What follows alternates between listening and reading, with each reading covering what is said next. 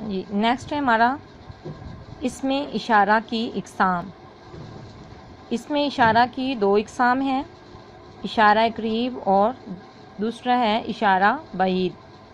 इशारा करीब क्या है? वो अल्फाज जो नज़दीक के लिए इस्तेमाल हों, मसलन नज़दीक की चीज़ों की तरफ इशारा करने के लिए जो अल्फाज हम इस्तेमाल करते हैं, मसलन ये, इस, इन। इशारा बईद, बईद होता है दूर, यानी दूर की चीज़ों की तरफ इशारा करने के लिए जो अल्फाज हम बोलते हैं उनको इशारा बईद कहते हैं। देखिएगा, वो अल्फाज जो दूर की चीज़ों के लिए इस्तेमाल हों, मसलन वो, उस, उन। नेक्स्ट है हमारा उर्दू गिनती।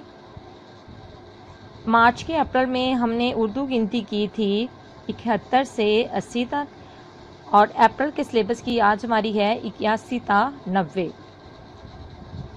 81, 82, 83, 84, 85, नेक्स्ट 86, 87, 88, 99 और 90।